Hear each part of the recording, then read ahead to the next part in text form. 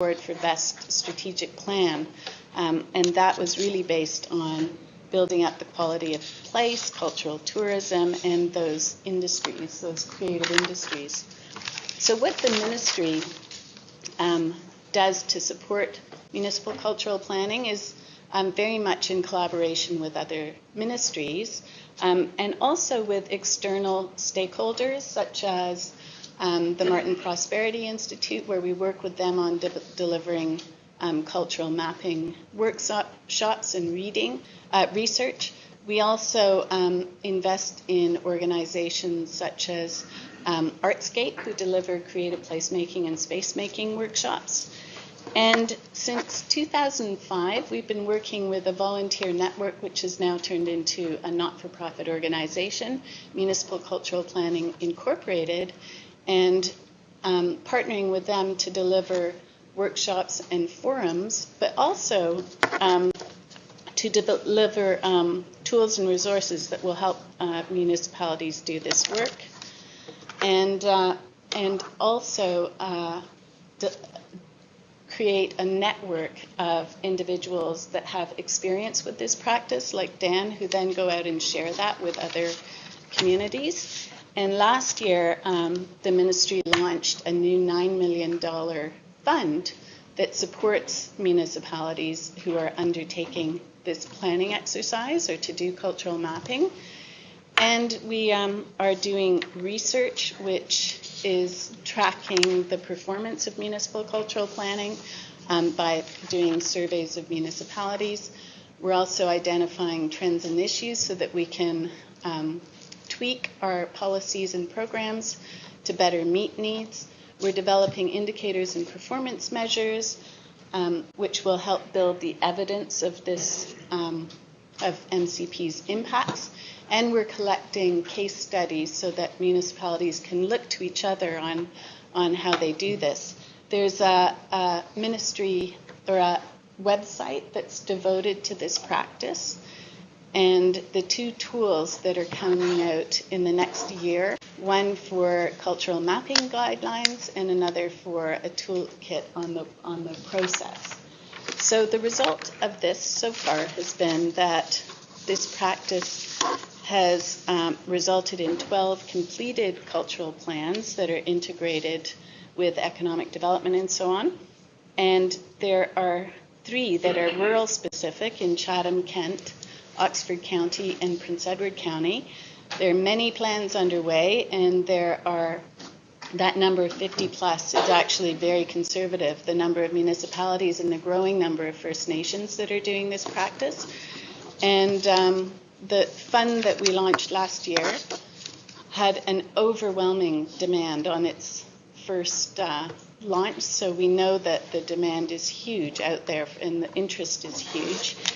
And we see that this planning tool is now being highlighted in reports related to the rural sector, including Canada's Creative Corridor, which was done of Eastern Ontario, looking at the creative economy for this area of the province, and a report from the Ontario Rural Council on building the creative economy through municipal cultural planning.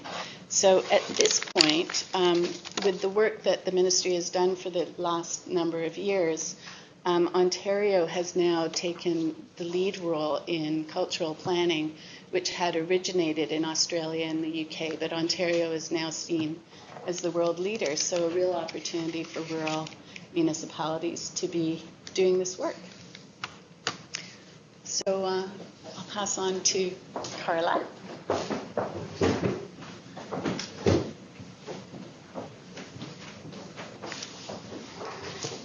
Hello, I'm Carla Juliana with the Ministry of Agriculture, Food and Rural Affairs, and I'm in the Rural Development Policy area of the ministry.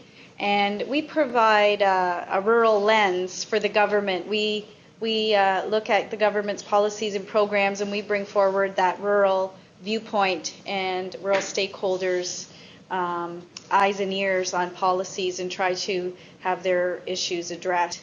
And we also work to try and build up the capacity for rural communities to undertake economic development and try to address the challenges they face.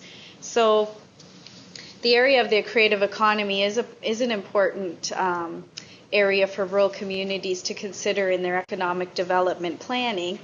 And our ministry has a number of tools and resources that can help rural communities as they undertake their economic planning. One of the things that we have are some economic analysis tools, competitive advantage analysis tools that a couple in particular use employment data around industries and occupations to show how a local industry may have an advantage in a community over relative to a broader geography in terms of the province. So your community may have a specialization in a certain industry or a certain occupation compared to the rest of the province. And the tools also can show you whether employment has grown or declined over time in those industries or those occupations. So this is a really interesting tool that can help communities give them some concrete numbers to do their planning. And over the last year, we've been able to tweak the tool so that it looks specifically at occupations associated with knowledge workers, which is part of the creative economy. It is about knowledge workers. And we did that using the Martin Prosperity Institute's definition of knowledge workers and classification. So this tool can help you identify in your community whether you have a specialization in something like arts and culture, but not only arts and culture, but can look at things like software development or engineering, because those are considered knowledge worker jobs. So it can help a community see where they have an advantage perhaps, or where they're lacking, where they have a gap. And that can help them as they move forward with their planning. The information from this analysis can't really tell you the why you may have an advantage in a certain industry or occupation. That you need to go out and do some consultation with community members, with employers and employees to find out why are those businesses clustering in your community perhaps. Maybe they're digital media. Why are they all coming to your community?